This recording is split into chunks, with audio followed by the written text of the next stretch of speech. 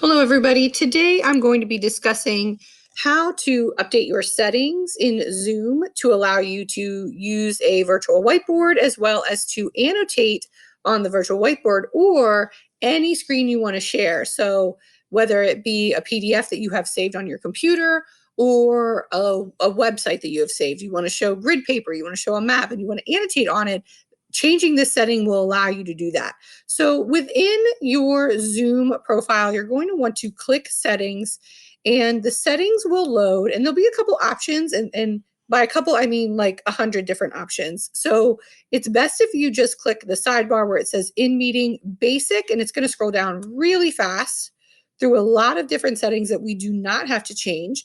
And we want to scroll down to annotations.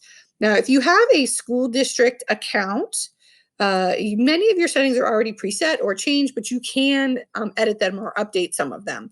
And annotations and whiteboard are two of the settings that you want to make sure are turned on. So this is just simple, check it, make sure they're turned on. If they are not, turn them on. If they are, then you just leave them.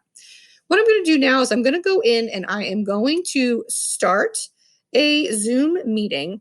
And during this meeting, I'm going to show you the digital whiteboard tools as well as how you can use the annotation tools outside of Zoom while you're looking at another website. And it could be very, very simply applied also to a PDF or something like that. So you see my screen here. I'm going to go full screen. And I'm going to click the green button at the bottom where it says share screen. And it's going to give me options of what do I want to share. And whiteboard is one of the options, so we will start there. And I'm going to share the whiteboard. Now, my settings are already preset by my school district that it does not allow participants to share. If you wanted to change that, you could go under more, and then you could allow participants to share. So if you don't want them to, you hit disable, and then it's only you. And if you want them to, you can enable that again. So this is just very quickly, the annotation tools will be at the top. They automatically pop up and you can actually move them around a little bit. So we're just going to do draw tools, and I'm just going to draw something. There we go. And I'm just going to draw. Doesn't really matter. There are also stamps. So you could draw arrows. And there are also tools in regards to like boxes. So I do want to point this out. So you get a box with an outline. You get a transparent box. See how you can still see through that. And then you can also get a solid box. So that was a little confusing to me at first, so I just wanted to point that out. Lots of other tools. You can change your colors. You can change the line width. You can make your font bold. You can change your font. So all these tools are available to you. Play around with them. I'm going to go ahead and stop that share, and I'm going to do a different share. And now I'm going to choose my actual screen, and I'm going to share a website with you. So what I did here is I went to Google and I literally just typed in grid paper so that I could search for different grid papers. I found one that I liked and I opened it within its website, and I had to do some shrinking and some enlarging so you can make it smaller, you can make it larger. And in this way, I can annotate. So all I have to do is come down here to my tools and click the annotate button.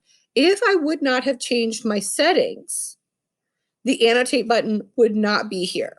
So if you're doing this and you're like, oh, I don't have the annotate button, it's probably a settings issue. Go into your profile, go to settings, and look for it under your basic meeting settings. So here you see you have those same tools, and you can still use the lines. You could create graph. You could turn this into like a giant graph with an X and a Y axis. You could add some text. Okay, and you could say, this is an axis here. I don't know which one. I'm not a math teacher, so I'm just going to call it axis. Okay, you can move that if you want to make it a little closer. So you could do things like that. And then, of course, also you could draw your points. If you wanted to, you could tell them like, oh, that's 2 and 2.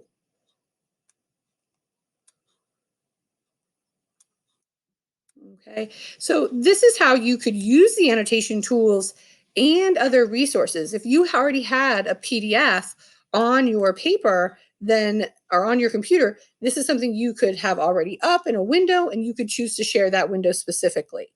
This is a really great tool to use if you need to record this on your own. And this could just be a lesson that you're just teaching and recording like a screencast with a virtual whiteboard in conjunction with that. So it's a good tool. Play around with it, give it a try. What can it hurt?